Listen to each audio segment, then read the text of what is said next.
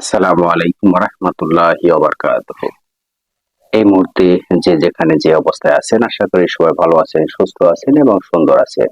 Life of ইসলামের পক্ষ থেকে সবাইকে জানাই আন্তরিক শুভেচ্ছা এবং মোবারকবাদ।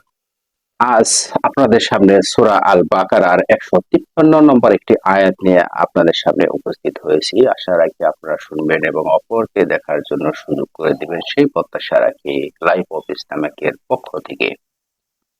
হে ঈমানদারগণ, তোমরা ধৈর্য এবং নামাজের মধ্যে সাহায্য প্রার্থনা করো।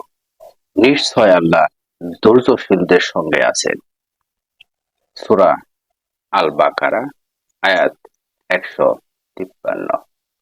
মহতারাম হাজিরিন, যে যেখানে যে অবস্থায় থেকে যতটুকু পারেন ইসলামের জন্য প্রচার করুন। আসুন আমরা সবাই সম্মিলিতভাবে ইসলামের ছায়াতলে ইসলামের জীবন আদর্শে জীবনকে নতুন করে গঠন করি। সবাই ভালো থাকবেন, সুস্থ থাকবেন এবং সুন্দর থাকবেন। আসসালামু আলাইকুম ওয়া রাহমাতুল্লাহি ওয়া বারাকাতুহু।